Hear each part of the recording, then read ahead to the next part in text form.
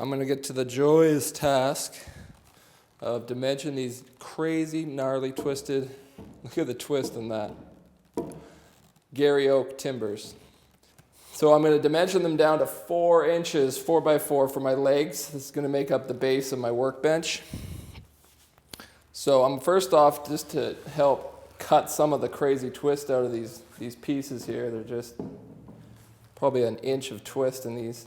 I'm going to cut them to rough lengths first so that joining them won't be such a tedious task due to the size of the twist and the crown in these things. So if you cut your pieces, obviously you're going to cut the amount of twist down significantly. Also, they weigh about 100 pounds each. They're super dense hardwood and allows you to handle them a lot easier. So cut them down to a rough width. Leave yourself, 3-4 inches extra.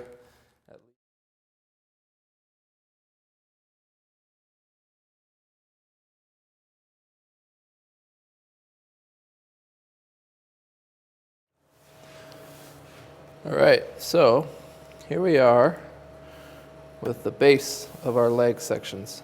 This piece will go on the floor. So to start layout, cut my pieces exactly the length, 26 inches. I'm going to find my center point, 13. Mark center. Square that across both pieces. Both pieces. Till I talk to 2-year-old children all day long. And then when I'm laying out, I always work from my center out. That way you're less likely to make mistakes. So we've got 13 inches inside of our legs. So 6.5, 13. I always double check. Flip the tape the other way to make sure you centered properly. Yep, 6.5. I take that, square that across.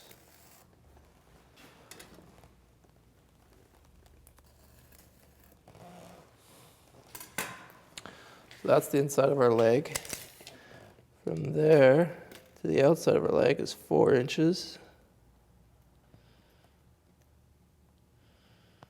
And then our profile starts 1/2 an inch away from there. Do the same to the other side.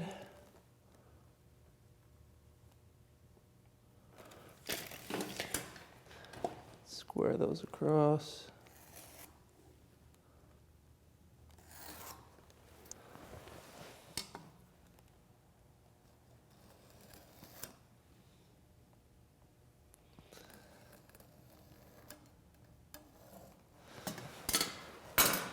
All right, now to lay out our mortise.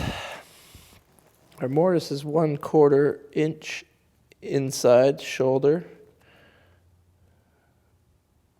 So we mark 1/4 inch inside each line where the post is. 1/4 inch.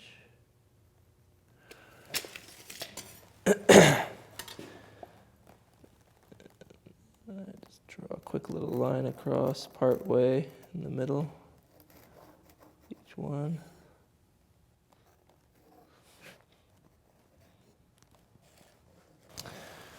Okay, so we know that our mortise is going in the middle there.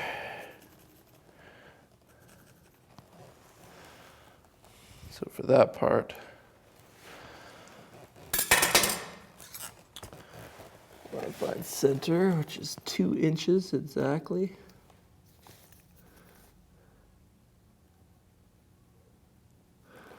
I mark the center. And then, because my square here is exactly 3/4 of an inch, I just line that up with my center line. Trace there.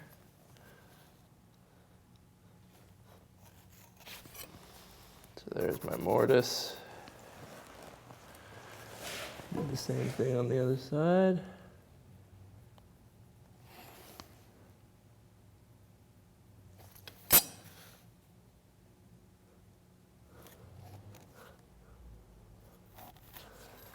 you go. Once we have the mortises laid out, we can flip these on their side and begin to draw the profile that we're going to cut out on the bandsaw. So from center, we have an 8-inch with a 1/2-inch radius cut out in the center. So we go 4 inches to either side of center.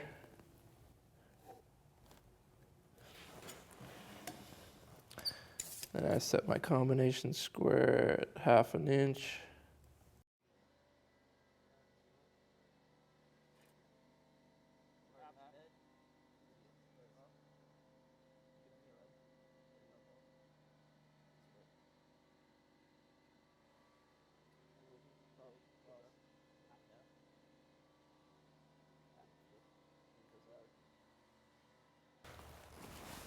All right. So like we did with the tenons, so we've got our mark right here, 1/2-inch shoulder, and then from the bottom, we marked up 1/2 inch. It's that mark right there. Now I've got my compass set at 3.5 inches radius. Now to find the point where you start, you take it from your finishing where you want it to end, and you draw a slight arc, and then you find your other starting point where those two arcs intersect. That's the starting point of that's the center point of your circle. That's how you draw your arch. And you repeat that on all 4 ends of your bases. Cut it out on the bandsaw.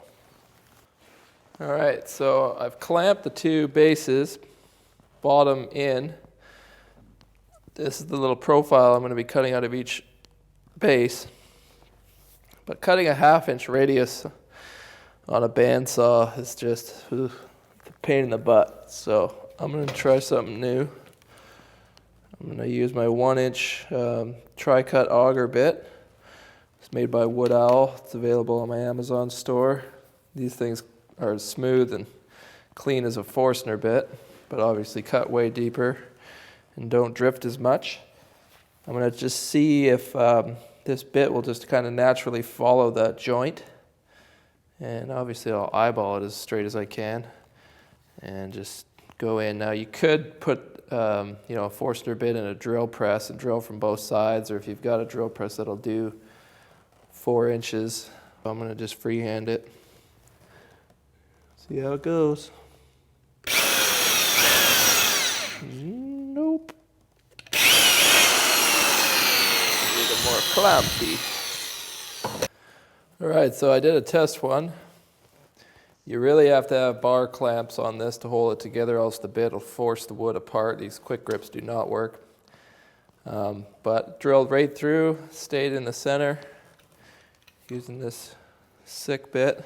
Now, the money maker on this bit is that they made these little cutting blades shallow enough so that when this, auger point comes through the other side, there's this little smooth section, and the bit, as long as you're not pushing too hard, the bit will just automatically stop like a 1/16 of an inch before blowing through and tearing out the other side. If you just let the bit kind of pull itself through, it'll automatically stop just short of the other side, which is just phenomenal engineering.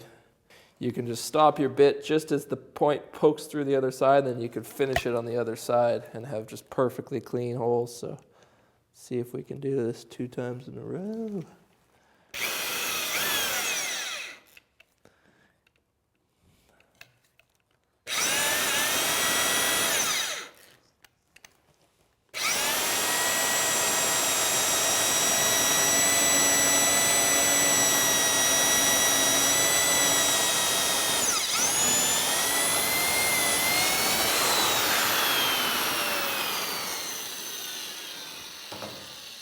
felt the bit stop pulling, then you just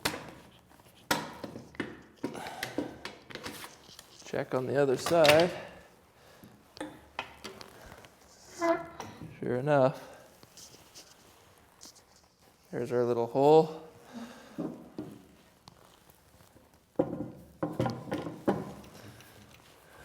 Nice in the center.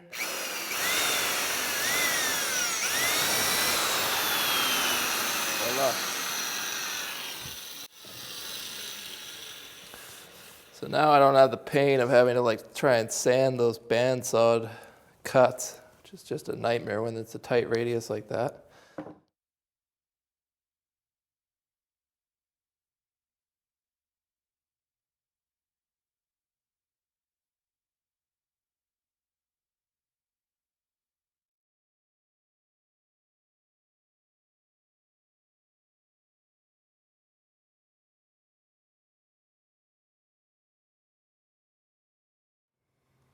Here are the side pieces that are going to support the trestle shelf in between the two legs at the end of each bench.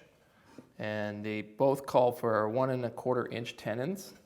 So I cut my pieces exactly 15.5 inches, which is a 13-inch shoulder to shoulder, and then 1 1/4 inch tenon on each end. Now, in order to cut the shoulders, take my square and I measured 1 1/4 inch from the fence to the outside edge of the blade. And then I set my depth to just over 3/8 of an inch. Going just over leaves a little saw kerf right on the inside corner here, which ensures that you're not going to have any wood or junk getting in the way there when you're dry fitting. And any squeeze out from the glue kind of fills in that little trough and creates a nice strong bond right on the corner of the mortise. That's the way I do it. And that way, when you're doing the top cut, or the side cut, or whatever cut you want to call it, not much for names, you don't have to bring your blade up exactly to your shoulder. You can bring it within 1/8 of an inch as long as it gets inside that saw kerf. You know you're going to have a nice clean cut right there.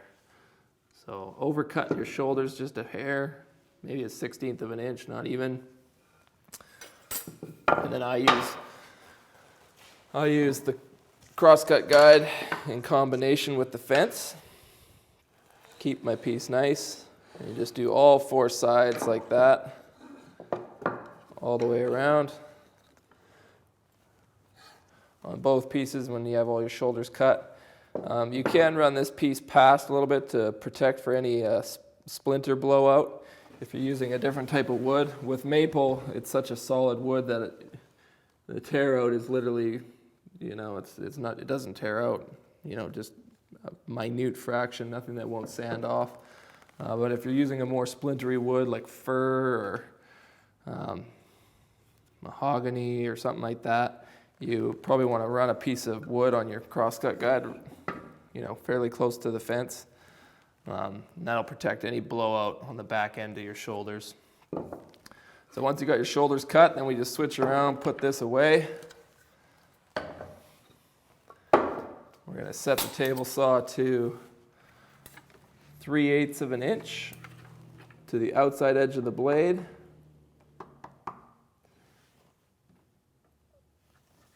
Lock it down. Come up just shy of 1 1/4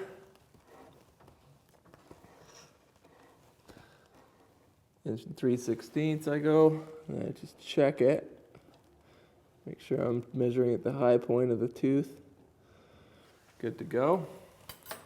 And then I freehand push these pieces through, obviously keeping my fingers clear of the blade. But I will advise you that this is not the safest way to do this. Some of you might want to use a tenon jig or some sort of a push stick or feather board, or I don't know exactly how to do it. I just kind of do it the simplest way, which is very rarely the safest way. So I advise you, if your spidey sense is tingling and you're thinking that you might lose a finger, do not do it this way. Find another way to do it that is safe and within your comfort zone of working with machinery. I've been doing this a while, so I'm a little bit more comfortable and a little bit more of a risk taker, but I do not advise that. It's just the way that I roll, and do what's comfortable for you because you are responsible for your own safety. Do not sue me if you cut your fingers off. I ain't got no money anyway, so. All right, let's finish cutting these tenons.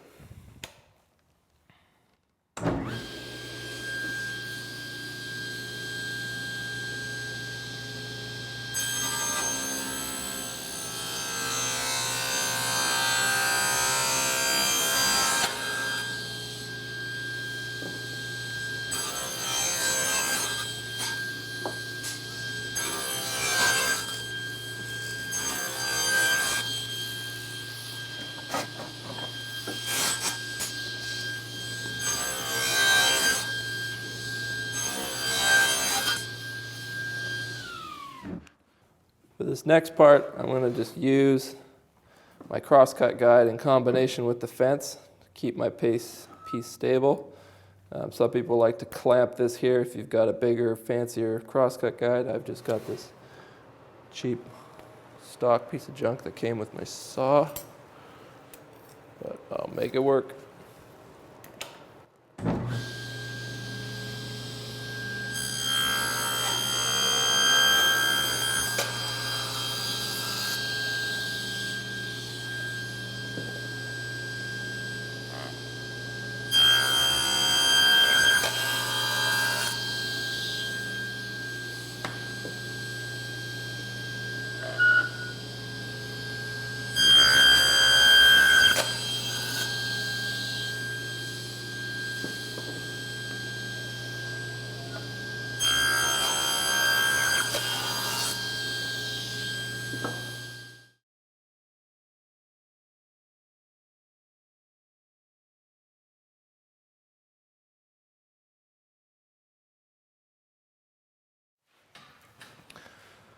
So before I go ahead and start cutting these walnut pieces, I'm going to take my maple ties, I'm going to line them up,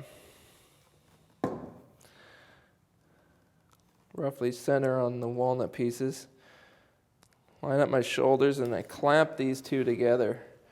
Because when you're laying out, there's a lot of potential for human error, especially if you're trying to measure each piece individually, just where you mark each measurement. Even if you're right on, you're always going to be, there's going to be variation in where you mark, how thick your pencil is, all those sorts of things play a role. So it's best once you have your, a couple pieces cut to just scribe, use those as a template to scribe the rest of the pieces that you're going to cut the same, with the same shoulder to shoulder length.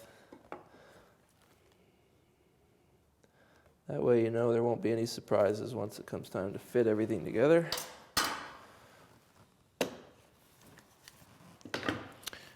You eliminated the potential for human error. Now I'll just take my square and I'll transfer these lines all the way around. That way I know once my tenons are cut, I'm on the money. So the length of my tenon, my through tenon, is 4 1/2 inches because my post is exactly 4 and I've got a through tenon that's going to be sticking out 1/2 inch past the post. So I'm going to adjust the fence, 4 1/2 to the outside edge of the blade. And then just like the other pieces, I'm going to use the crosscut guide in combination with the fence to cut my shoulders. Once my shoulders are cut, I'm going to switch and rip the length of the tenon this way. It won't go full depth because my table saw only cuts up to 3 inches, but I'll do the full 3 inches and then I'll split the rest off and either chisel it or hand saw it if I have to. Figure it out as it go. Keep in mind, this is the first workbench I've ever built, so I'm just figuring it out just like you. So We're in this together, man. Stay strong.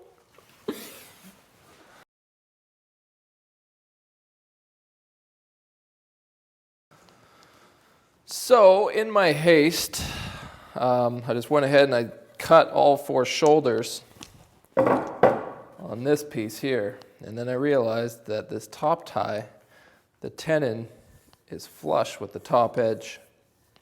And there's a 1/2 inch shoulder on the bottom edge.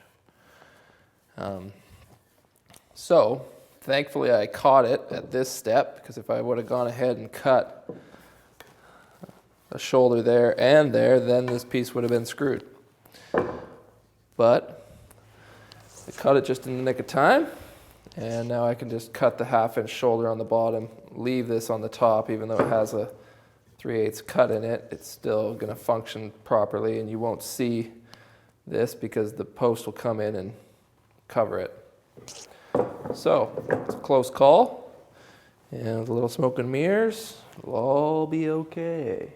The bench is still going to look perfect, although you and I and everybody else that watches this video will know that it's not perfect.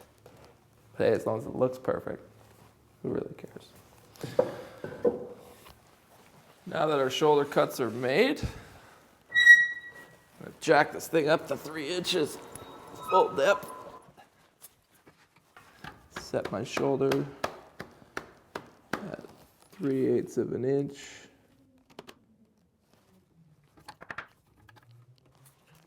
Now I can go ahead and commence cutting the sides of the tenon. Now, if the blade was able to make it full depth up to this shoulder cut, cutting the tenons in this fashion would be very, very dangerous, because as soon as the cut would finish, this piece would want to push against the blade, because this piece would be loose. But because we're going to be coming about 1.5 inches shy, the wood will still be able to support itself against the fence, and it's not going to pinch on the blade. So we can still make these cuts in a fairly safe manner. I advise using a tenon jig for people who aren't super comfortable using table saws in this manner. Always take your safety into account. I'm a bit of a crazy person, as everybody knows, so I just do things my way. But I advise you, be safe.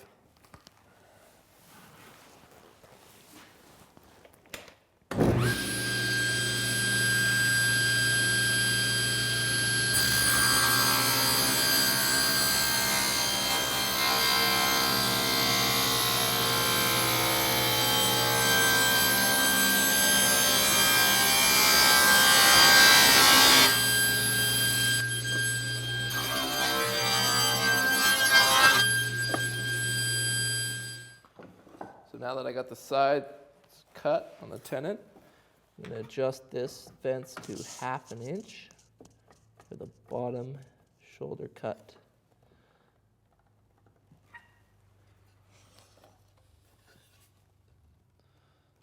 Now to do this cut, I'm going to go just like I did on the lower ties. Just use this in combination. Crosscut guide with the fence, like so.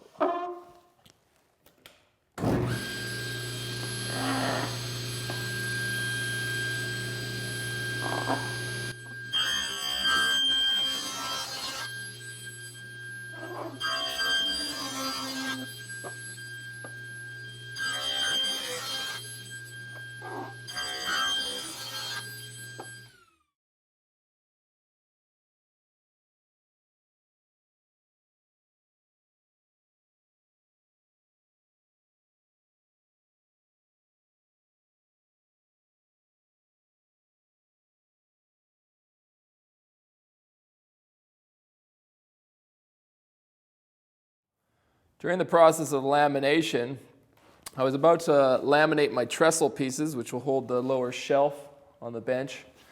And I was going to do them in the same way that I'd done my trim boards, which was just sandwich 2, 1.5 inch, 1.75 pieces together. Just laminate them together and then plane them down after the fact. But while I was thinking about it, I thought, well, that will leave a lamination joint right in the middle of my tenon, my through tenon that'll be coming through the post. And then it hit me, I thought, why don't I just laminate 2 thin layers, because my finished dimension is 2.5 inches thick. Why don't I plane this down to the exact size of the tenon, 1.5 inches wide, and then just laminate 2 half-inch pieces on either side. That way my tenon is already cut perfectly at 1.5 inches. And then all I have to do is just make a quick little shoulder cut, because I left these pieces 1 inch long on each end. Chisel that out, and all the work of cutting that tenon is already done for me in the lamination process. So that's a quick way to save yourself several hours work and the potential of miscutting your tenon and having a loose fit in the mortise.